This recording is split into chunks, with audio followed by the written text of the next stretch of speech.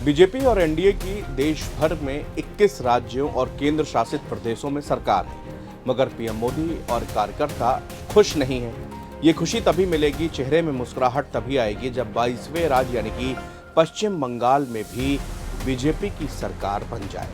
एक हफ्ते पहले होम मिनिस्टर अमित शाह की पश्चिम बंगाल में कार्यकर्ता सम्मेलन को संबोधित कर रहे थे। उसी वक्त उन्होंने ये बात कही। उनकी इस बात से आप ये अंदाजा लगाइए कि बीजेपी के लिए पश्चिम बंगाल सिर्फ चुनावी और ये राजनीतिक लड़ाई नहीं, बल्कि अब ये स्वाभिमान की लड़ाई बन चुकी है।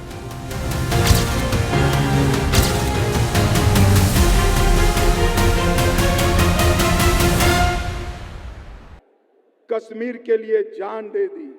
आज श्यामा प्रसाद मुखर्जी की पार्टी देश में 21 राज्यों में सरकार बना चुकी है, मगर मैं आपको बताता हूं, मुझे 21 राज्यों से कोई संतोष नहीं है।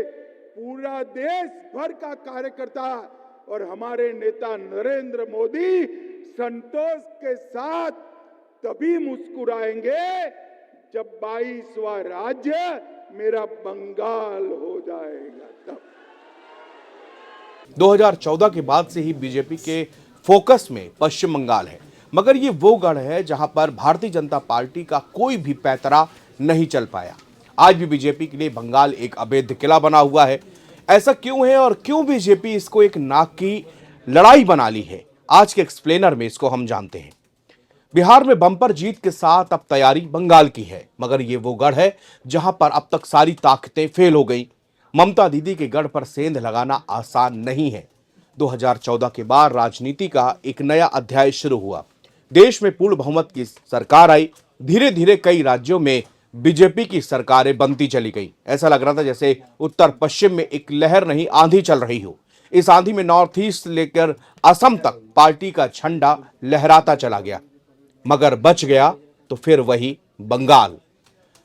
न तब न अब बीजेपी ने हर संभव प्रयास किए, मगर सरकार नहीं बना पाई। हालांकि ऐसा नहीं रहा कि पार्टी का वोट परसेंट ना बढ़ा हो या सीटें ना आई हो, मगर यह किला अभी भी अभेद्य है। बीजेपी का काम मुश्किल है, क्योंकि वो ममता बनर्जी के नेतृत्व वाली तृणमूल कांग्रेस को सत्ता से हटाने की कोशिश में लगी हुई है, जो कि लगातार चौथे कार्यकाल के लिए सत्ता में वापसी करना चाहती हैं।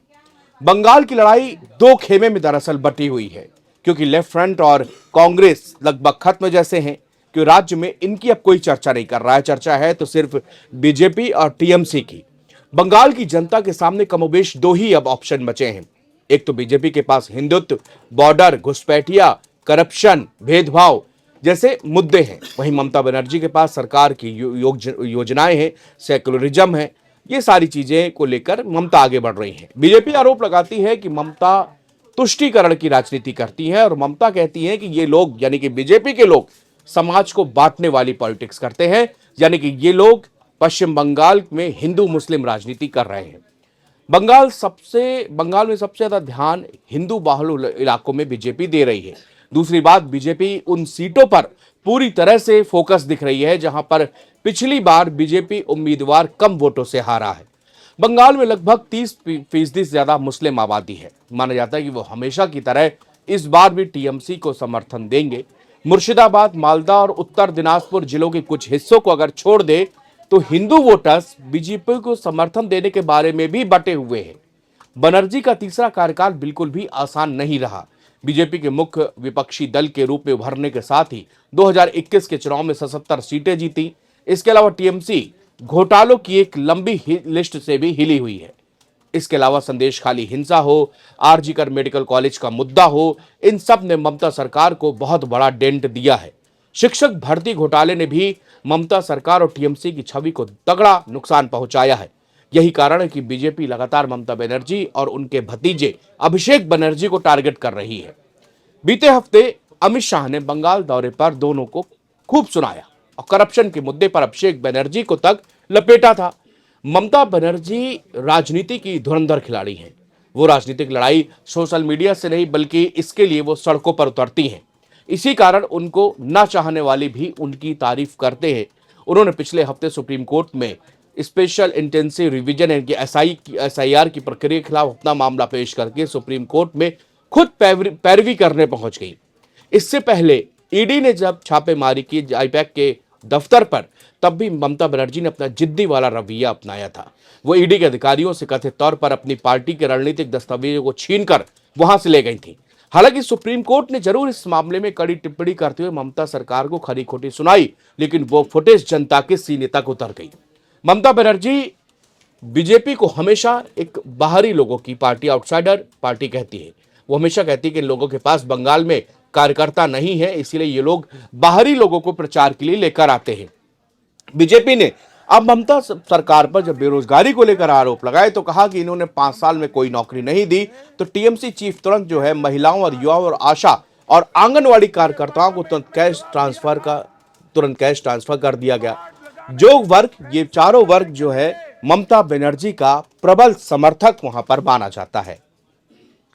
बीजेपी को उम्मीद है कि दक्षिण बंगाल के शहरी और अर्ध शहरी इलाकों में मतदाताओं का एक बड़ा हिस्सा, जिन्हें वो बांग्लादेश से आए हुए अवैध अप्रवासी मानते हैं, सूची से हटा दिया जाएगा।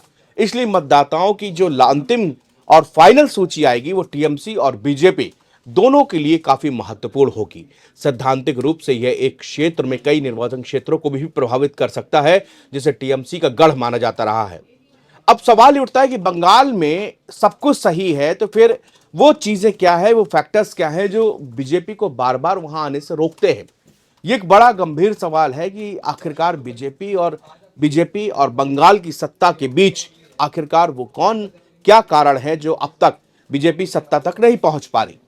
बीजेपी पिछले 1.5 साल में मिली गति यानी महाराष्ट्र, हरियाणा, दिल्ली और बिहार में जीत के बाद जोश में है, और साथ ही बीजेपी के पास में इस बार नरेंद्र मोदी का फैक्टर भी है जो बीजेपी को आगे बढ़ा रहा है, उसमें हौसला भर रहा है। लेकिन संगठनात्मक रूप से बीजेपी अभी भी टीएमसी का मुकाबला कर पाने की स्थिति पर नहीं है। सीनियर बीजेपी लीडर और केंद्रीय मंत्री भूपेंद्र यादव को पिछले सितंबर में ही राज्य का प्रभार दिया गया, और सूत्रों ने बताया कि उन्होंने पार्टी के जमीनी नेटवर्क को, जमीनी कैडर को बढ़ावा देने के लिए अभियान भी शुरू किया और प्रयास कर रहे हैं। बीजेपी के पास एक और समस्या यह है कि राज्य में कोई ऐसा फेस नहीं है जो ममता के ग्राउंडेड लीडर का मुकाबला कर सके। हालांकि शुभेंदु अधिकारी अपनी बीजेपी में इस वक्त सबसे लोकप्रिय नेता हैं, लेकिन कई सीनियर लीडर हैं जो कि यह बताना पसंद कर रहे हैं कि भैया हम तब से पार्टी के साथ हैं जब राज्य में पार्टी शून्य थी, कोई नहीं पूछता था। वो नेता अधिकारी के खिलाफ है। इन्हीं नेताओं को राज्य के विपक्ष के नेता के बारे में आपत्ति भी है, जो कभी ममता के शीर्ष लेफ्टिनेंट थे। सामिक भट्टाचार्य को राज्य बीजेपी अध्यक्ष में रूप में नियुक्त करना इन दोनों समूहों के बीच में सुलह कराने का एक प्रयास माना गया।